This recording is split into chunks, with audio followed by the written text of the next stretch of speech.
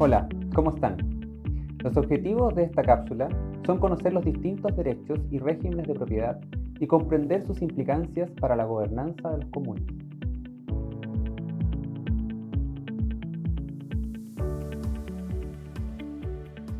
El concepto de propiedad alberga una diversidad de definiciones. Para comprender mejor esta diversidad, Elinor Ostrom distingue entre derechos y regímenes de propiedad. Cuando hablamos de derechos de propiedad, nos preguntamos de qué manera podemos usar o controlar un determinado bien. Con esto nos referimos a la capacidad de vender, arrendar, restringir el acceso a un determinado bien. Por otro lado, cuando hablamos de regímenes de propiedad, preguntamos ¿a qué dominio pertenece un bien? Ostrom distingue tres regímenes de propiedad: pública, privada individual y privada colectiva. Más adelante ahondaremos en cada una de estas categorías. El concepto de bienes comunes se refiere a un amplio conjunto de recursos que son usados, mantenidos o poseídos por una comunidad. ¿Qué significa que un bien sea poseído por una comunidad? ¿Qué derechos implica esa posesión? La palabra propiedad generalmente está relacionada con la posibilidad de vender o arrendar un determinado bien, tal como una casa, mueble o mercancía. Este tipo de derecho de propiedad se llama derecho de alienación y, erróneamente, se usa como sinónimo a derecho de propiedad. Elinor Ostrom criticó este rol y propuso, en cambio, reconocer la existencia de dos categorías de derechos de propiedad: los derechos de uso y los derechos de control. Los derechos de uso se refieren a formas o maneras de usar los bienes donde encontramos, primero, el derecho de acceso, entrar a una propiedad específica como un sendero; segundo, el derecho de cosecha, extraer productos específicos de un recurso, como agua de un pozo; y tercero, el derecho a explotación comercial, como el uso de un terreno para la disposición de residuos domiciliarios. Por otro lado, los derechos de control se refieren a aspectos de administración de los bienes, donde encontramos, primero, el derecho de manejo, la posibilidad de transformar el recurso y regular los patrones internos de su uso; segundo, el derecho de exclusión, decidir quiénes tienen derecho de acceso, uso o manejo; y tercero, el derecho de alienación, que, como mencionamos anteriormente, permite vender o arrendar cualquiera de los otros derechos.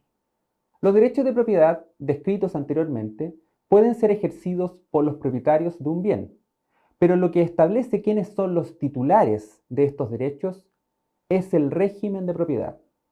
En economía se reconocen cuatro tipos de regímenes de propiedad: acceso abierto, propiedad pública, propiedad privada y propiedad colectiva.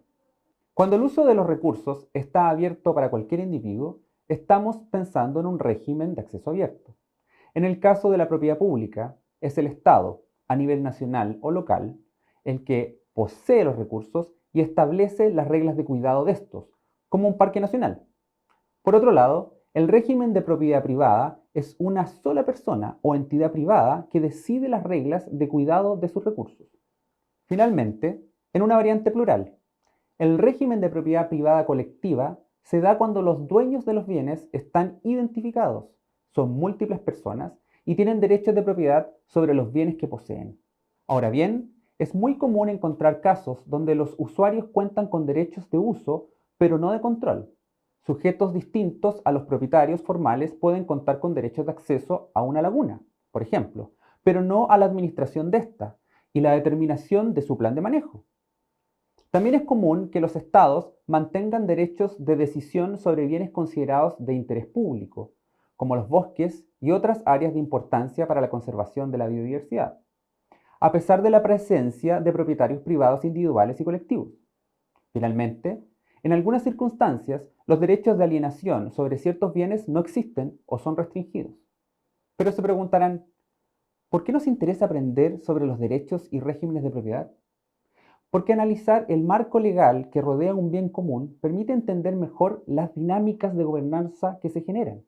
Por ejemplo, la tenencia de distintos derechos de propiedad genera incentivos para asumir compromisos de uso y mantenimiento sobre los bienes, particularmente cuando los derechos son estables. En otras palabras, las posibilidades de cooperación aumentan cuando existe certeza de que el derecho sobre un bien se mantendrá en el largo plazo. Por otra parte, ¿existe un régimen de propiedad ideal para gobernar los bienes comunes? Para reflexionar sobre esto, veamos un ejemplo. Los bosques son un importante recurso de uso común. Estos capturan carbono, albergan biodiversidad y contribuyen a la subsistencia de muchas comunidades. Una solución típica para proteger los bosques es declarar las áreas que los albergan como parques o reservas nacionales. Dado esto, la ecóloga Tanya Hayes se preguntó si declarar un área protegida era una condición necesaria para incrementar la densidad, cantidad de árboles en los bosques, y para ello analizó 163 bosques bajo regímenes de propiedad pública, privada o comunitaria, y no encontró diferencia estadística en la densidad de los bosques entre los sitios oficialmente designados como áreas protegidas en relación a otras áreas forestales. Otra investigación muestra que los bosques bajo distintos regímenes de propiedad alcanzan algunas veces objetivos socioambientales como la protección de la biodiversidad, la captura de carbono y la mejora de las condiciones de vida de manera simultánea. En otros casos, estos regímenes de propiedad fallan en alcanzar estos objetivos. Por lo tanto, la designación legal del bosque como área protegida no está relacionada en sí misma con la densidad o las condiciones del bosque. Esto no significa que los regímenes no sean importantes. Sin duda influyen en cómo los actores interactúan y pueden dar gobernanza a un bien, pero claramente no son determinantes en el resultado. Destaca la importancia de no tener un sistema de protección, sino de definir objetivos de este sistema, como fin último de este régimen de propiedad. Existen distintos tipos de derechos de propiedad y estos se pueden separar en derechos de uso y de control. Por otro lado, distinguimos tres formas de regímenes de propiedad: pública, privada y comunitaria, y podemos agregar acceso abierto, donde no hay un régimen de propiedad constituido. Los derechos y regímenes de propiedad son parte de las reglas del juego en la gobernanza de un bien común. Analizar ambos nos permite entender de mejor manera las dinámicas que se generan en estos contextos. Piensa en un bien común con el que interactúas día a día. Podría ser el espacio común de un condominio, un parque, un club o en un grupo que participes.